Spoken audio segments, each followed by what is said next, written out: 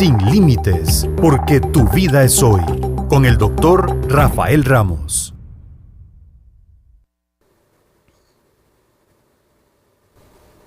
Muy buenos días, ¿qué tal? ¿Cómo están? Hoy iniciamos un mes muy bonito en términos de reflexión en salud mental y emocional. Del 10 de septiembre al 10 de octubre vamos a escuchar en diferentes medios, en redes sociales y demás, una reflexión que arranca con hoy, el Día Internacional de Prevención del Suicidio, y que cierra el 10 de octubre con el Día Internacional de la Salud Mental. Paulette y Gil, que nos van a acompañar hoy, hacían una historia y hacían mención. Paulette le preguntó a Gil que hasta dónde es cierto que hablar de estas cosas, que fue un tema tabú, un mito tabú, hasta dónde realmente esto puede ser sano o no. Y resulta que los estudios empiezan a indicar que cuanto más se hable, cuanto más nos expresemos respecto a estas cosas, mejor nos va a ir. Pero es un tema que no sabemos cómo abordar, no sabemos cómo entenderlo y le tenemos mucho miedo todos. La familia, incluso hasta en el sector profesional, a veces el abordaje del suicidio como tal suele causar mucha tensión. Hoy vamos a tratar de desmitificarlo, entenderlo en tres grandes ejes. ¿Por qué es importante una psicoterapia de apoyo? ¿Cuál es el papel del psiquiatra? ¿Y cuál es el papel de la familia y el entorno para hablar de prevención de suicidio? Pero antes nos vamos con la doctora Mónica Segura con ¿te preocupa quedar bien con tu familia antes que a vos mismo? Y venimos para entrarles al tema de fondo.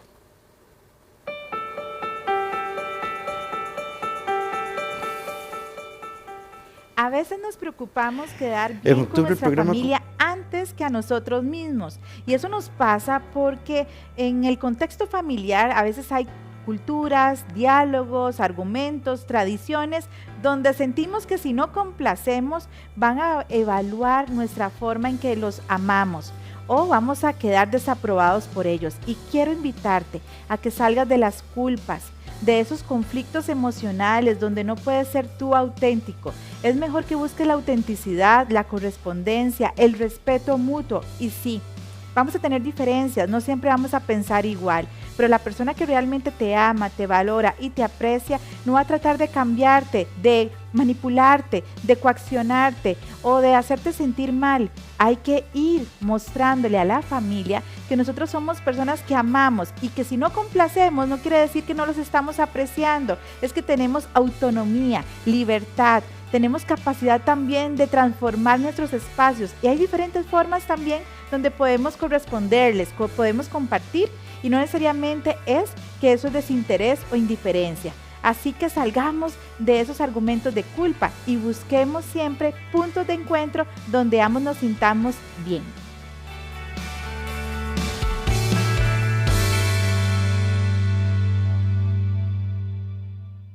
Hoy nos acompaña la coach Paulette Villafranca. ¿Cómo estás? Encantada, Rafita, con un tema que yo creo que nos invita a aprender y a empatizar también.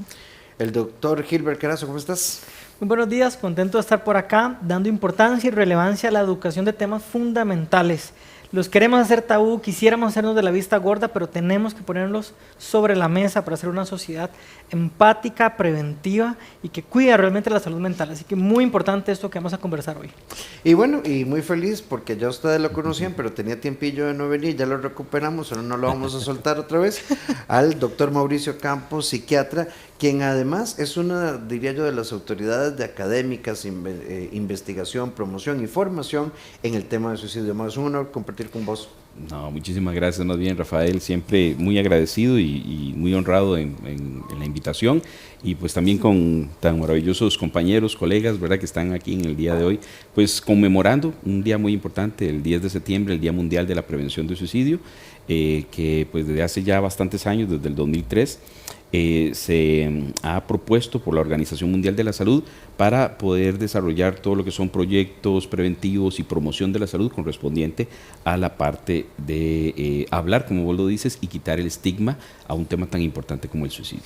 Mau, entremos un poco por acá, entendamos el fenómeno del suicidio. Claramente pensamos que es como atentar contra la vida, para ubicarnos, pero es más, esto es más que atentar contra la vida.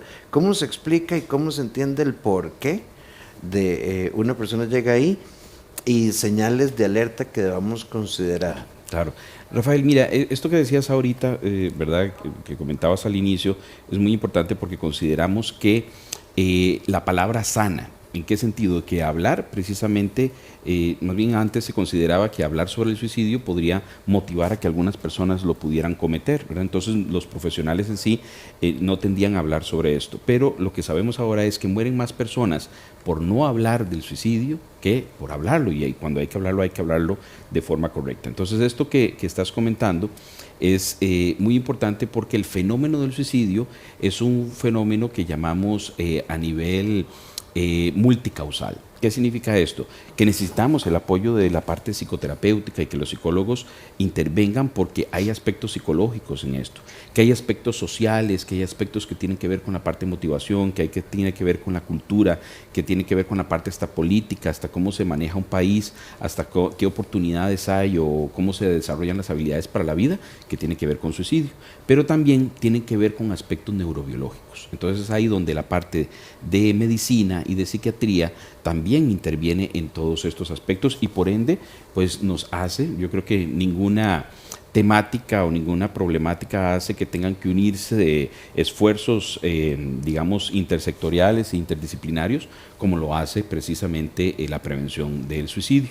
Y factores de riesgo, ¿verdad? En general, digamos que hay muchos. Una persona puede tener una depresión, lastimosamente las depresiones, que son tan comunes y que es problemática a nivel de salud mental mayor a nivel mundial, puede relacionarse mucho con suicidio, aunque no precisamente tenés que estar enfermo para que una persona pueda pensar o desear morirse en un momento de su vida, ¿okay? Algunos otros aspectos como problemáticas como debacles económicos, como duelos no resueltos o circunstancias a veces traumáticas en la vida, ¿verdad? También pueden influir en que una persona en algún momento de su vida piense o tenga ideas de suicidio. Antes de ir a otros tópicos, la farmacoterapia, depresión y suicidio, ¿requisito, mito o realidad? Mira, la parte farmacéutica, la parte psicofarmacológica es un gran aliado en la parte de prevención del suicidio. ¿Por qué? Porque si detectamos y atendemos a tiempo una enfermedad mental, sea esta depresión, un trastorno de ansiedad con ataques de pánico, imagínate un trastorno bipolar, una persona con esquizofrenia, tenemos que hablar también sobre enfermedad mental, ¿ok? Porque a veces decimos, no, hablemos de salud mental, sí, pero ¿y la enfermedad no existe? Claro que existe, lastimosamente existe, y no hay peor circunstancia cuando uno lucha contra algo que no podemos ni siquiera nombrar, ¿verdad? Volvemos al punto del suicidio, que vos decías muy bien, que antes no podíamos hablar de esto, estaba como metido debajo de la alfombra, y sabíamos que había algo debajo de la alfombra, pero no podíamos hablar de eso. Entonces, levantar la alfombra y enfrentarnos a la realidad es muy importante. Entonces, hay algunos aspectos neurobiológicos que pueden influir en que una persona llegue al punto de desear matarse, sí. Por ejemplo, una persona que tiene ataques de pánico recurrentes, una depresión muy terrible, voces, cuando la persona tiene alucinaciones auditivas que le indican que se haga daño, todo esto, y todo esto hay que tratarlo a tiempo. Entonces, si el médico puede atenderlo a tiempo, referirlo a tiempo y medicar a tiempo este tipo de circunstancias, pues maravilloso, estamos haciendo prevención del suicidio, ¿okay? Porque no llegamos a un punto donde la persona llegue a la desesperación. Ahora, ¿toda persona con algún tipo de deseos de morir va a requerir medicación?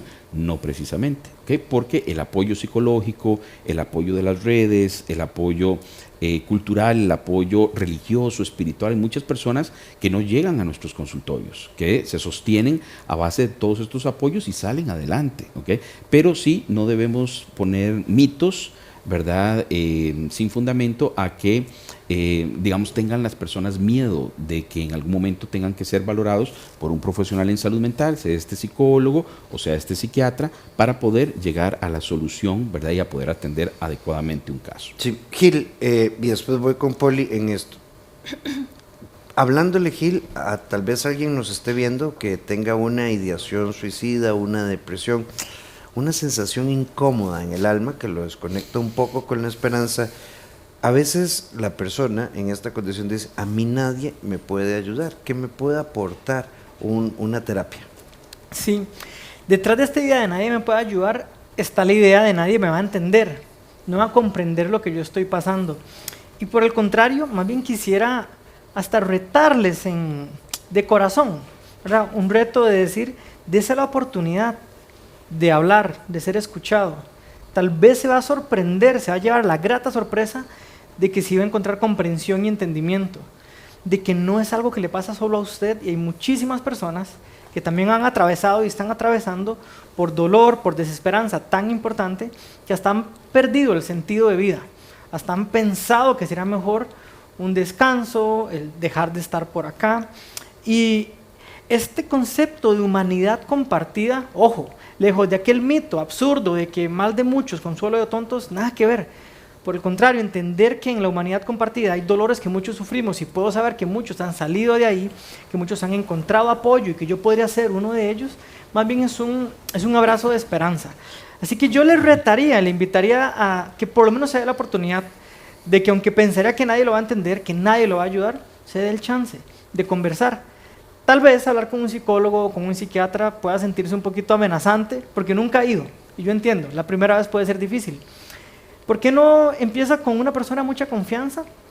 Tal vez para usted es un hermano que usted respeta, es un familiar, un amigo, alguien que usted dice, mira, esta persona, yo como que le admiro, creo que es una persona de buenos valores. Tal vez sea un buen primer intento, el sacerdote o alguien con quien a usted se le haga fácil hablar. Lo que quiero es que se permita una práctica que no ha tenido antes, que es la vulnerabilidad, la expresión emocional. Constantemente le hablo a los hombres. Es más común que a los hombres nos cueste hablar, también a algunas mujeres, pero meramente por estadística, incluso a nosotros, por machismo, por vergüenzas asociadas a una masculinidad insana, creemos que hablar nos hace ver débiles, y no queremos sentirnos débiles, ¿no? Porque nos hace sentir menos hombres. Les invito de corazón a agarrar ese ego, dejarlo, aplastarlo un poquito y abrirnos y hablar. Puede hacer la diferencia entre la vida y la muerte. Así que sí vale toda la pena, sí vale todo el esfuerzo, sí vale toda, incluso la vergüenza que me da hablar, por encontrar tal vez una esperanza que no estoy viendo. Y es que además no estamos hechos como seres humanos, como sapiens, para la soledad, ni para resolver las cosas a solas. Estamos cableados neurológicamente para conectar, y no solo para conectar en disfrute y en placer, sino para conectar también en la experimentación y el salir adelante del dolor. Permitámonos hablar, ser escuchados, y sí puede hacer una diferencia abismal en nuestro mundo emocional. Ahora, cuando nos toca enfrentar depresión, ansiedad, un familiar que escucha voces, que no quiere salir del cuarto, que no quiere comer, que lleva 3, 4 días incluso ni se ha bañado, cuando no sabemos qué hacer, el papel de la familia y del entorno es fundamental. Y hablamos de empatía, acompañamiento, consuelo, pero también de confrontación. ¿Cuál es nuestro rol, Paulette? Claro, y das un punto muy importante con el tema de la confrontación, ¿verdad? Creo que hace un par de semanas conversábamos vos y yo de eso, ¿verdad? ¿Qué hacer bajo un espacio donde sé que tengo una persona, mi hermana, mi hermano, que tiene tratamiento ya con un psicólogo, con un psiquiatra, pero constantemente me pasa diciendo, quiero cortarme, hoy me amanecí con ganas de morirme? Entonces, el rol que juega la familia es muy importante, ¿verdad? ¿De qué hago, Mauricio? Porque me decía esta persona, es que me da miedo dejar un palillo de dientes cerca, es que no puedo dejar un cuchillo, las tijeras pequeñitas, básicas, no quiero salir, entonces no voy a entrenar, no hago un montón de cosas. Es muy angustiante para la familia. Porque por un lado, ella me explicaba, mira, Paulette, es que si le digo que no lo haga, me da miedo que no se sienta entendida, y que más bien lo haga o que se preocupe porque tampoco puede contar con nosotros. Pero entonces cayó en el papel donde, ok, en tal gaveta hay una maquinilla, hacelo por tantos minutos y yo voy a estar afuera. Okay. Entonces el rol de la familia también llega a ser muy estresante para ellos de qué hago. Yo creo que es importante la educación también para la familia y la información, ¿no? Totalmente de acuerdo, porque eso que estás hablando, pues, es fundamental, y es donde se trabaja en conjunto tanto al paciente como su contexto, ¿verdad? A veces tenemos una circunstancia, ¿verdad?, que corresponde, por ejemplo, a que tal vez una familia trae un paciente o una comunidad tiene la idea de que llevar al paciente a emergencias y que tal vez lo hospitalicen y le den tratamiento, entonces ya va a solucionar el problema. Y no precisamente, ¿okay? En muchas ocasiones vemos lastimosamente que el paciente, ya es tratado, es abordado, tal vez baja la ideación suicida, pero ¿qué pasa si vuelvo al lugar donde me enfermé? ¿Qué significa esto? No precisamente, ¿verdad? Estamos hablando que la familia produzca una circunstancia de factores de riesgo, aunque lastimosamente en muchas ocasiones así es. Pero pensemos, por ejemplo, un niño, un adolescente que esté viviendo bullying en el colegio, llega, se interna, se atiende y vuelve al mismo colegio donde está viviendo circunstancias de agresión o bullying. Entonces, ¿qué tenemos que hacer como comunidad? Entender que esto está pasando, que en una comunidad, y bueno, lastimosamente Costa Rica, ahorita hace poquitas semanas, ¿verdad?, salió una noticia de que es uno de los países de América Latina, sino a nivel mundial, donde tenemos más bullying registrado. ¿Okay? Entonces, si esto está pasando a nivel social, a nivel comunitario, a nivel de nuestros colegios, tenemos que trabajar en esa raíz que está produciendo que muchos chicos lleguen a la depresión o a la desesperación y por ende en muchas ocasiones hasta intentos de autoeliminación. Entonces, desde ese punto tenemos que ver la atención y el abordaje, pero como un todo. Y en este punto lo que estás diciendo es fundamental, de que el abordaje con la familia, de que el manejo de la angustia, del cómo podemos ayudar a esta persona, cómo podemos escuchar, porque en la familia puede haber una serie de sensaciones, claro, tristeza, enojo, pueden estar enojados con la persona que está haciendo, ¿verdad? Y porque no la comprenden, no saben qué pasa. Lo sentimos malagradecidos. Claro, ¿qué pasa con diferentes miembros de la familia? Entonces uno toma el papel de yo soy el que cuido, el que mando, el que hago, y la otra parte de la familia tal vez es el que señala, el que juzga, el que no acompaña. Entonces hay una división en lugar de un acompañamiento y comunidad, ¿no? Familia. Claro, claro, y por eso es muy importante trabajar también con la familia, ¿verdad? Porque no en pocas ocasiones empezamos a trabajar con uno de los miembros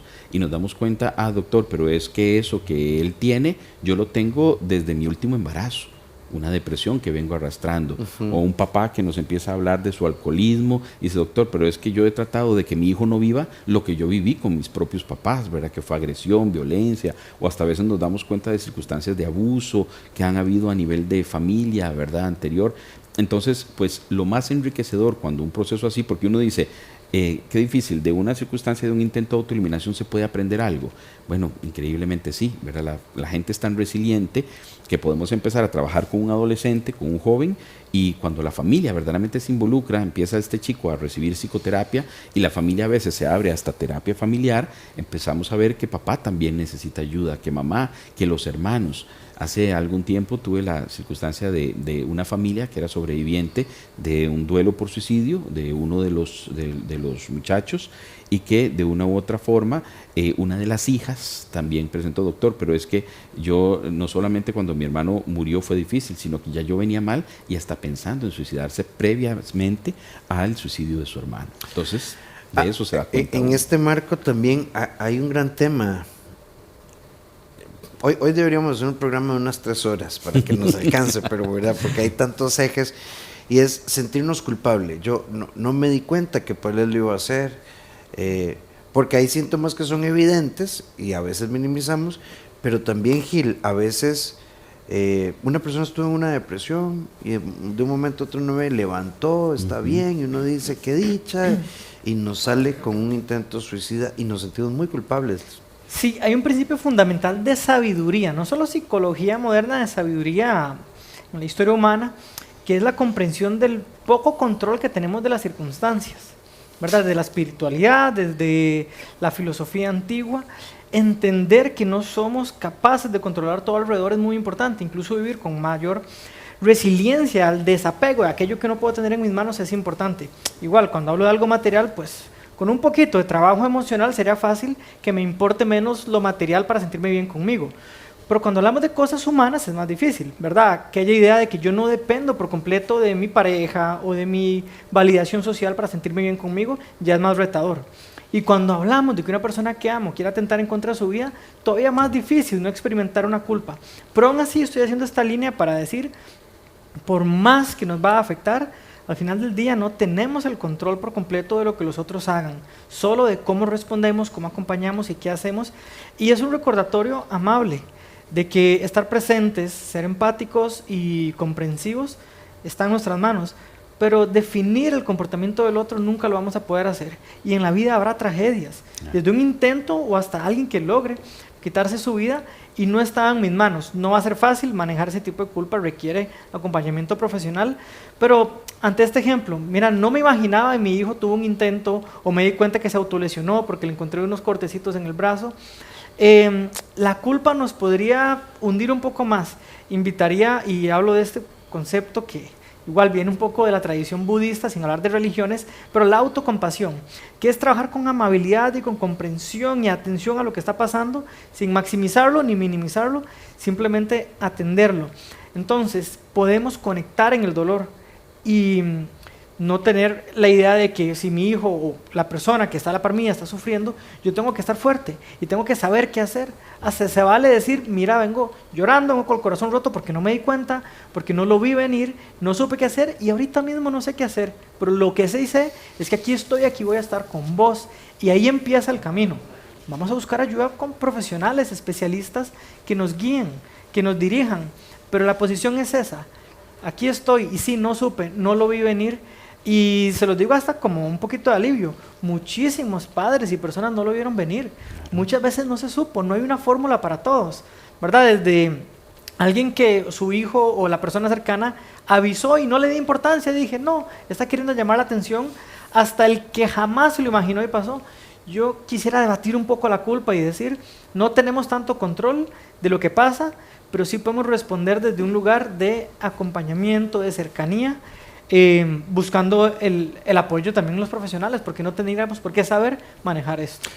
El abordaje, hablábamos fuera de micrófonos y fuera de cámaras, debe ser integral, y en esto incluso el psiquiatra, el psicólogo, el o la coach, el nutricionista, el endocrinólogo, el orientador, la orientadora, los profesores del colegio y demás, porque hay algo muy importante, Paulette, a nivel del sistema familiar social. ¿Qué le digo y qué no digo? ¿Cómo lo abordo yo? Porque somos muy dados a decir, Mauricio, la esposa tuvo una fractura durante 2 meses, se le complicó la vida. Ay, pero Mau, ¿eso? Claro, eso no es nada, sí, cuando le quitamos el valor a eso que, claro, ¿verdad?, que me están contando, definitivamente no estamos creando un espacio seguro, ¿verdad? Entonces, si la persona llega con todo lo que Gil nos ha dicho y me abro y yo más bien de mi parte, no, pero eso no es nada, fíjate que fulano le pasó esto o a mí me pasó esto, ¿con qué ganas va a querer la persona poder contarte más cosas de lo que te está pasando? Entonces yo creo que a nivel familiar sí es importante tener la mente abierta y saber qué es el dolor de esa persona y no quitar o invalidar ese dolor y hacerlo, ¿verdad?, como que lo mío fuera más importante. Eso dar un espacio de apoyo, decir, ok, aquí me siento comprendido, comprendida, escuchado, y sin juicios, ¿verdad? Creo que es de las cosas más importantes. Claro, esto que dices, Paul, es muy importante porque a veces, digamos, las personas, sin, por así decirlo, sin tener una mala intención, hacen como una disminución del problema, ¿verdad? Bueno, pero mira, podemos hacer esto, mira, hay personas que lo pasan peor, y en tenés muchas todo ocasiones, para estar bien. Sí, mira, tenés que agradecer a Dios, y no es que la persona no sea agradecida, lo que pasa es que, yo les digo a mis pacientes, si estás viviendo una circunstancia de depresión, es como tener unos anteojos oscuros, aunque el día esté muy bonito, lo ves desde tu parte neurobiológica, ¿verdad? Oscuro, triste, bajoneado, no te sientes igual que cualquier otra persona que no tenga depresión. Entonces, esto que estás comentando es la escucha empática, ¿verdad? Porque a veces nos preguntan las personas, doctor, ¿qué hacemos cuando encontramos una persona con algún tipo de ideación suicida o que nos dice que se quiere matar?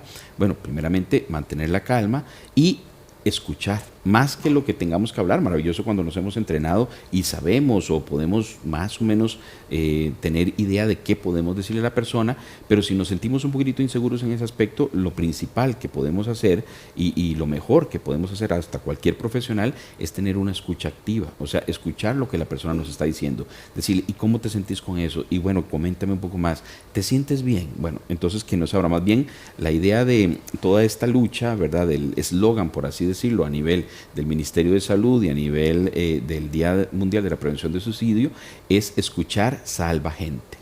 ¿Okay? Escuchar salva personas, salva vidas, porque si abrimos esa escucha, abrimos la posibilidad, como vos lo decís, un espacio seguro para conversar, entonces muchas vidas se pueden salvar con eso. Y un punto importante es escuchar, pero también decir, bueno, vamos a buscar ayuda. Claro. No tengo que saberlo todo, los papás y nosotros mismos, ¿verdad? Por eso mi hija se ponen malitas de algo que yo no conozco, inmediatamente los llevo a un colega pediatra. ¿Por qué? Porque sabe más que yo. No tenemos que saberlo todo. Entonces, la idea es buscar redes de apoyo con abordaje adecuado para estos casos.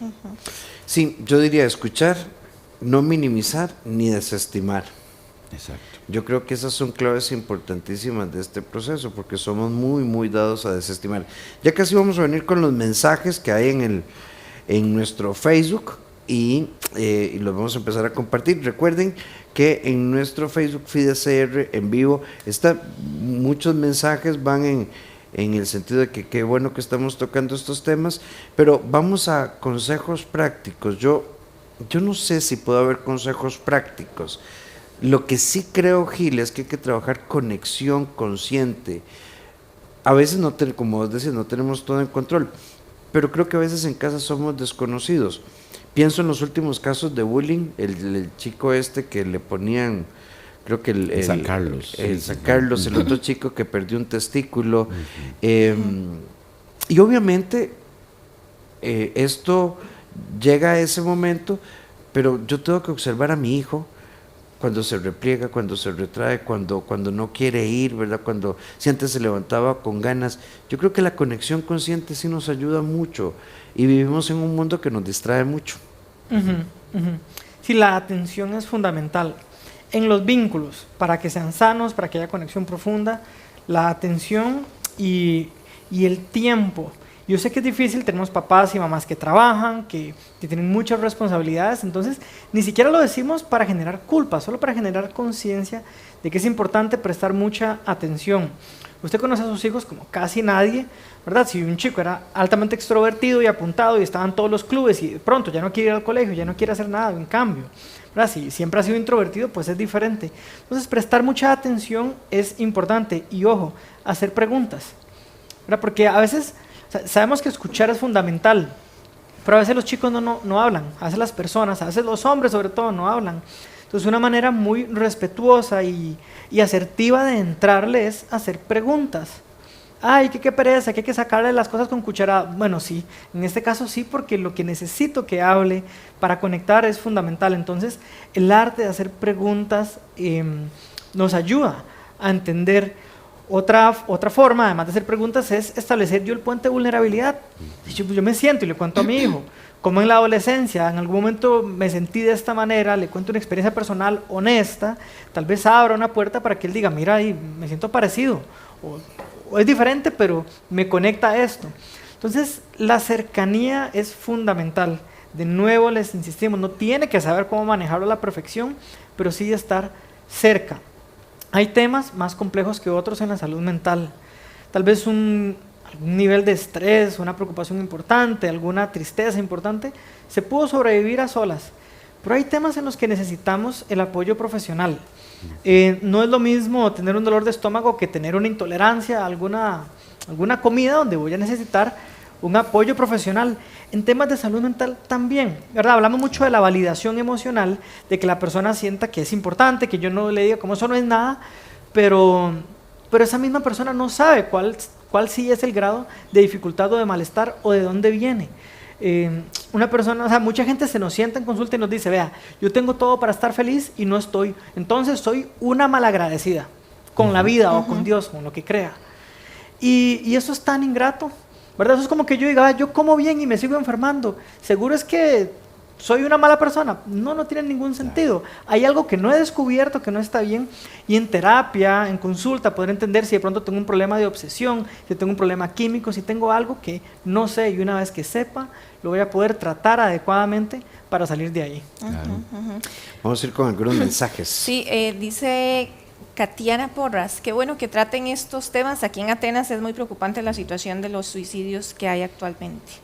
Y luego nos dice Marlene Flores, buenos días, gracias por sus mensajes. Jesús y María los bendigan a los cuatro y que cada día estén llenos de sabiduría transmitiendo sus mensajes, que bien que todos los escuchamos. Yo creo que estos espacios son bien importantes porque muchísimas veces tal vez hay personas allá afuera que no tienen la libertad financiera para poder pagar algo, ¿no? Entonces estos espacios donde se pueda compartir información, donde se puedan dar herramientas para la familia y demás, son valiosísimos, Gil, porque si no, ¿cómo, verdad? O sea, entonces, ¿cómo hago? ¿Quién me enseña? ¿Qué hago? Bueno, si ya pasamos mucho tiempo en redes sociales, ¿por qué no nos preocupamos en pasar ese tiempo en redes sociales o en el streaming aprendiendo sobre una situación tan importante, ¿no? Claro, claro. Hay una pregunta que nos hace acá Seidi, que nos dice, una persona en consumo de drogas, cuando tiene momentos en los que no está en consumo, manifiesta quitarse la vida. ¿Es un factor de riesgo? Vieras que el uso de drogas, lastimosamente, sí es un factor de riesgo importante porque, digamos, una persona que deja su consumo de drogas puede estar en un proceso también de abstinencia.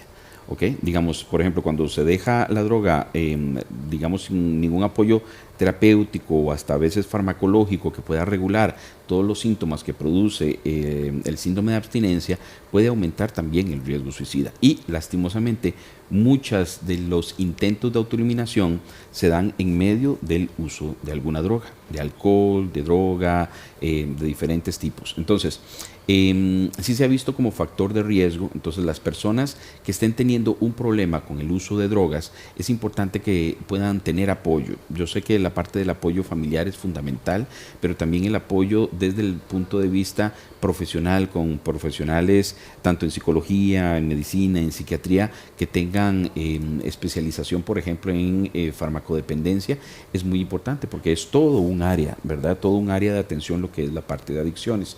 Y lastimosamente sí, en muchas ocasiones pueden tener una mayor probabilidad de riesgo suicida porque también pueden asociar otro tipo de trastornos como la depresión o la ansiedad, y que más bien el uso de droga sea algo que en muchas ocasiones la persona haya tenido o haya utilizado para paliar o para bajar un poco los síntomas depresivos y ansiosos. ¿Okay? Vemos muchas enfermedades mentales que llamamos que son patología dual, que tienen una enfermedad en salud mental, por ejemplo el trastorno bipolar, cursa en muchas ocasiones con problemas de alcoholismo, ¿tá? Especialmente en hombres. Entonces tenemos que tener en cuenta eso, ¿verdad? Que detrás a veces, digamos, de un trastorno de adicción, hay en muchas ocasiones algún otro trastorno de salud mental que está influyendo. Y por ende, obviamente los trastornos en salud mental en descompensación y las adicciones en descompensación son factores que pueden aumentar el riesgo suicida. Vamos a hacer un cortecito acá, vamos a ir un momentito a nuestra cápsula Sin Nudos Mentales con la doctora Carla Sánchez. Tu dolor más grande podría ser tu mayor oportunidad. Ya venimos.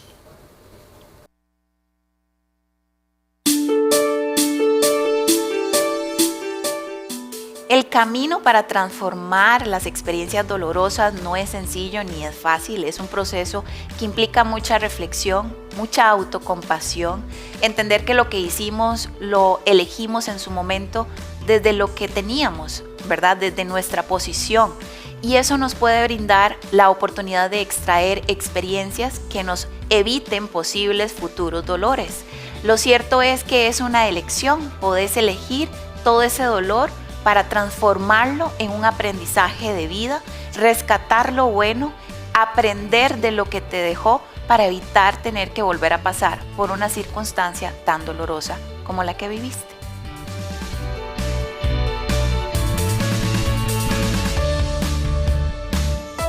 Este año podés estrenar carro. Adquirí tu acción de contribución por 5,000 colones y participar en el sorteo de un Suzuki Baleno GLS. Podés venir a las instalaciones de la radio o bien por Simpe Móvil al 8965-9310. Envía el comprobante de pago con tus datos personales al WhatsApp 7113-6102. Fecha del sorteo 5 de diciembre 2024 a las 7 de la noche. Más información en nuestras redes sociales.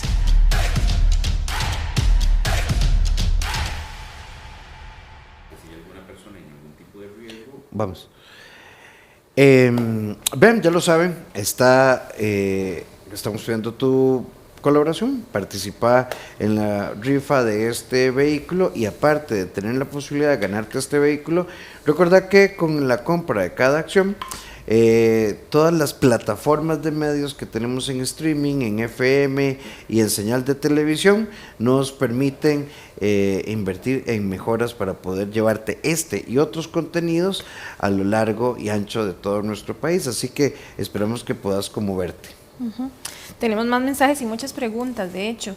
¿Qué puedo hacer con mi hijo, Mau, que no quiere aceptar ayuda ni en el IAFA, con el trabajador social, ni en el PANI, y no está yendo al colegio y consume, creo que es cannabis, nos puso Canoni, pero creo que es cannabis? Excelente. No quiere ayuda del todo. Sí, esto es muy común, ¿verdad? Que los familiares a veces nos comenten o llamen especialmente a la clínica, pues diciendo, ¿verdad?, que tienen un paciente identificado, o sea, tienen un paciente que tiene algún tipo de riesgo, alguna circunstancia de adicción o algún tipo de riesgo suicida, pero que la persona no quiere ir a consulta.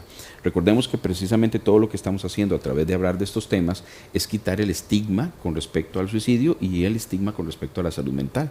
Muchas personas todavía tienen muchísimo miedo de ir a consultar al psiquiatra, lo consideran circunstancias, ¿verdad?, muy relacionadas como antes, ¿verdad?, que se consideraba que solo la persona con algún tipo de esquizofrenia o hablemoslo entre comillas, que es una palabra que ya no se usa, pero locura y todo esto va al psiquiatra o al psicólogo, y sabemos que eso es un mito que se debe quitar y que todos nosotros podemos y debemos de cuidar nuestra salud mental. Pero cuando se hace una circunstancia así, se le recomienda a la familia que venga la familia, ¿ok? Porque iniciamos con ellos, iniciamos con el que quiere conversar, con el que quiere hablar, porque no solamente esto lo está pasando el paciente identificado, sino que la familia alrededor también está sufriendo. Entonces, en muchas ocasiones empezamos a trabajar con la familia y la familia poco a poco va haciendo, y hasta los chicos van viendo, bueno, que la familia está yendo a buscar ayuda. En muchas ocasiones los chicos nos dicen, no, es que el que tiene que tener ayuda es mi papá, no es que el que necesita ayuda es mi mamá porque me va a mandar a mí. Y cuando empiezan a ver que los papás van, los chicos en algún momento ya se van involucrando.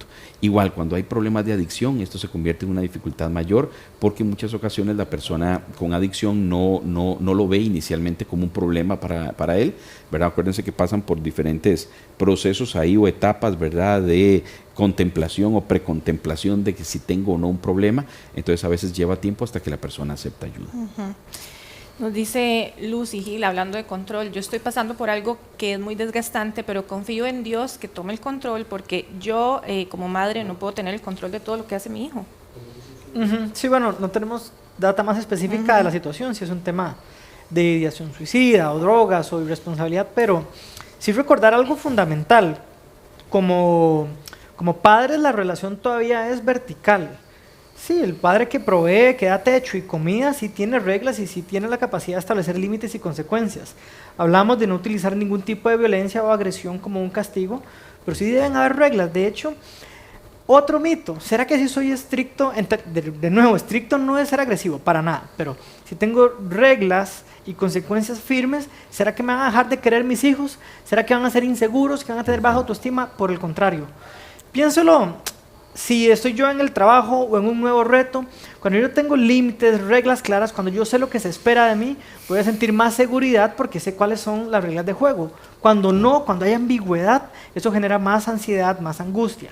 Con los hijos es similar, establecer reglas en casa, que hayan límites y que hayan consecuencias que se cumplan cuando, pues, dependiendo del comportamiento, sea óptimo o no, en realidad es un bien para los chicos, es un bien. Ahora, si estamos hablando de un hijo adulto, porque no tengo idea, si estamos hablando de un muchacho de 35 que está en casa, que no trabaja, pues en realidad también es hora de darle una patadita en el trasero para que crezca, se haga cargo de sí mismo y ese es el bien que necesita. Entonces, dependiendo del caso, pero sí tengo hasta la responsabilidad, no solo el derecho de establecer reglas. No hacen lo que quieren los chicos, eso es más bien facilitarles un camino de no buena autoestima y no buenas decisiones. Tener un poquito más de firmeza es importante y cuando son más adultos también más bien soltarlos más. Sí, en este bloque, porque el tiempo empieza a ganarnos, como recomendaciones prácticas e importantes, existe la Asociación Costarricense de Estudio y Prevención del Suicidio, que tiene un número de teléfono 4081-9326. Existe ACOTAR, que es la Asociación Costarricense de Trastornos Anímicos, que tiene el 8362-5588. Ahorita les vamos a dar una línea 800 del Colegio de Psicólogos o a través del 911 se puede tener soporte. Mau, pero me quedé pensando, nosotros tenemos un chat entre todos los colaboradores. Mau, ¿se cree que una crisis tiene que llevarse solo al hospital psiquiátrico, cualquiera de los dos? ¿Esto es así o que tenemos una persona muy depresiva? ¿Qué hacemos? ¿Dónde la llevamos? ¿Cómo la manejamos? Claro. Mira, esto es parte del proceso a veces que damos a nivel de capacitación y todo esto, precisamente con ACEPS y todas estas circunstancias, ¿verdad? Porque a veces verificar cuál crisis requiere, por ejemplo, una hospitalización o cuál crisis nos da tiempo de atención para que pueda ser abordada a nivel de psicoterapia, a nivel de farmacología, a nivel de la red de apoyo, pues es todo, vamos a ponerlo así, como todo un arte, ¿verdad? Poder ir viendo verdaderamente cuál paciente requiere, por ejemplo, una hospitalización y en muchas ocasiones hasta podemos, digamos, como que equivocarnos, porque una persona puede tener una crisis leve o moderada que en algún momento con alguna circunstancia detonante pueda convertirse en una crisis severa. Entonces, ¿qué es lo que le recomendamos a las personas en general cuando tienen una persona con depresión, pero que cuando hablamos con ella nos dice, es que yo he pensado en morirme o he pensado en matarme? Esto hay que preguntarlo directamente. Mira, Paulette, ¿te has sentido bien? ¿Cómo has estado? Mira, en algún momento has estado tan mal como que hayas sentido ese deseo como de ya no existir o ya morirte. Entonces, que la persona nos lo pueda comentar. Y cuando nos lo comenta, entonces ayudarle a buscar ayuda. ¿Qué significa? No me siento seguro porque es una circunstancia muy compleja. Claro, para todos es angustiante. Entonces busquemos profesionales o equipos de profesionales que nos ayuden.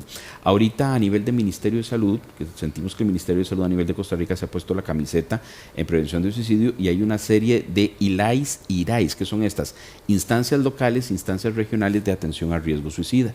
Entonces son equipos como multidisciplinarios que se reúnen mes a mes para abordar casos de riesgo suicida en las comunidades. Puede que cualquier comunidad o persona que esté aquí puede buscar su ILAIS o su IRAIS correspondiente, dependiendo del lugar donde vive, y en las clínicas, en los EBAIS, deben tener contacto con estos ILAIS para atender estos casos. Sabemos que en muchas circunstancias las limitaciones que hay a nivel de la parte de seguro social y todo hacen muy difícil la atención, pero no significa que no se dé, ¿verdad? Y cada vez se está desarrollando más. El tiempo nos gana, Poli. ¿Tus recomendaciones y consejos? Yo creo que mi recomendación sería para la parte de la familia y el entorno, ¿verdad? Escuche para entender y no para responder, porque no siempre vamos a tener las respuestas de todo. Entonces escuche, entienda, acompañe, sea empático, no juzgue y busque las personas, las herramientas correctas que le ayuden a usted y también a la persona que está pasando por esto. Gil. Le hablo específicamente a los hombres, no porque las mujeres no necesiten, sino por recordar esto. Los hombres hablamos menos y aún así atentamos más en contra de nuestra vida y nos suicidamos más los hombres. Entonces recordemos, ser hombre y ser fuerte no es cargar con todo a solas. Por el contrario, el abrirme, el hablar, el sacar lo que está aquí doliendo es un acto de profunda valentía, de profunda hombría. Hablemos, permitámonos ese regalo al alma de ser escuchados y eso puede hacer una gran diferencia en nuestra vida, literalmente una diferencia de vida o muerte. Mau. No solamente estamos luchando por la prevención de las personas que han pensado en suicidarse, sino por todas aquellas personas que han vivido su vida con deseos de morir, que al final no es vida. Entonces sigamos todos uniéndonos para que esa red sea cada vez más grande, cada vez mejor, para que ninguna vida se nos escape. Entonces motivarlos a pedir ayuda a tiempo. Si ustedes ocupan ayuda, el doctor Mauricio Campos tiene un equipo junto a la doctora Hailey Valles y Carlos Leitón. 2250-1508, 2250-1508 o al WhatsApp 88 87 14 60. 88 87 14 60. Tienen los números en pantalla. Mauricio es el director de la clínica Prosday y, como les decíamos en la introducción, es una autoridad práctica, clínica y académica en este tema. Gil, muchísimas gracias. También todas las redes de Gil como Gilbert Carazo y lo pueden ubicar en 7019-3996.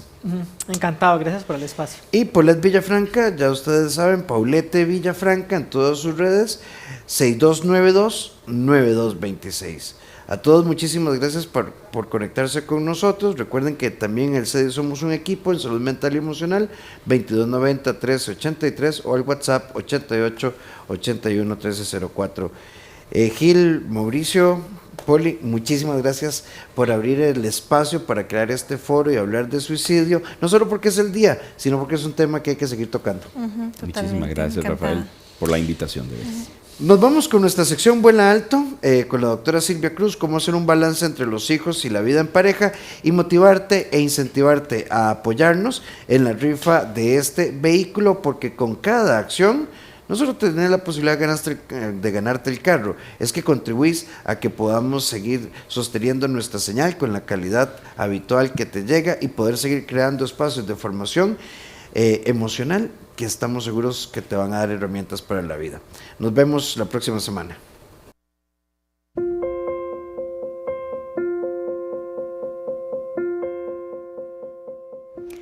Un nuevo intento no puede ser más de lo mismo. Las cosas que nos pasan en la vida no son para destruirnos, son para que nosotros logremos extraer de esas situaciones todas las vivencias y todas las lecciones para obtener herramientas en nuestra vida diaria. Un nuevo intento implica que nosotros cambiemos de perspectiva, que logremos ver hacia otro lugar, y esto nos va a ayudar a mejorar nuestra calidad de vida y no verlo todo desde lo negativo, sino desde la positividad. Además, ser flexible para poder cambiar de visión es importantísimo.